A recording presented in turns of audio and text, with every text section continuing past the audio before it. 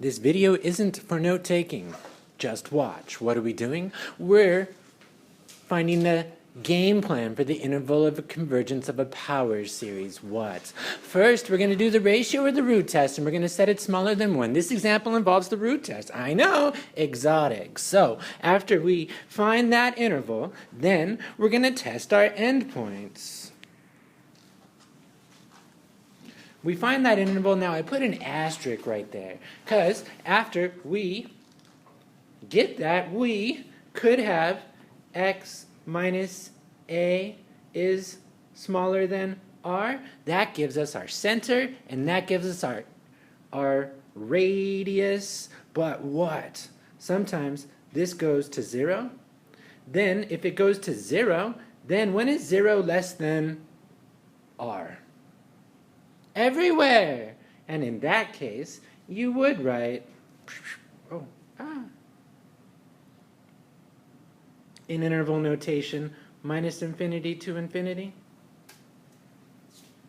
The other case is when this guy goes to infinity. And then when is infinity smaller than a constant? Never. Okay, so if that goes to infinity, then your interval of convergence is just a single value. Okay, I just wanted to mention that because that wasn't included in the rest of this video. Now the rest of this video is going to zoom. Zoom! Dun, dun, dun. Step 2, test the endpoints. Because we are all going to get an interval like that. Then, finally, we're going to put our interval in interval notation. So we need an example. We're taking a look at this guy. That's minus 1 to the k, x to the k, over 5 to the k. And k is going from 0 to everything. So we take the limits as we're using the root test, and we're setting it less than 1 because those will give us our x values that this interval is going to converge. So the nth, or the absolute value, takes care of the alternating part. Those should have been k's. I can pass my k out of the exponentiation. The k's, they kill each other because they match.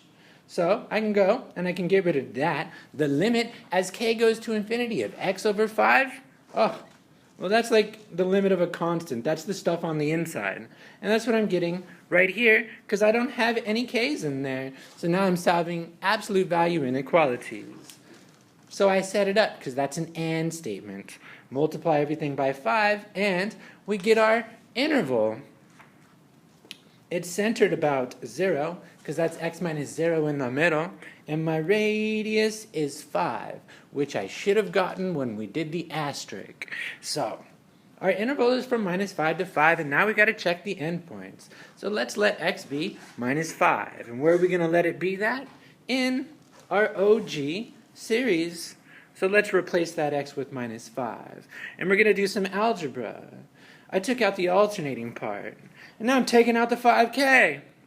Whew, it's a lot of running.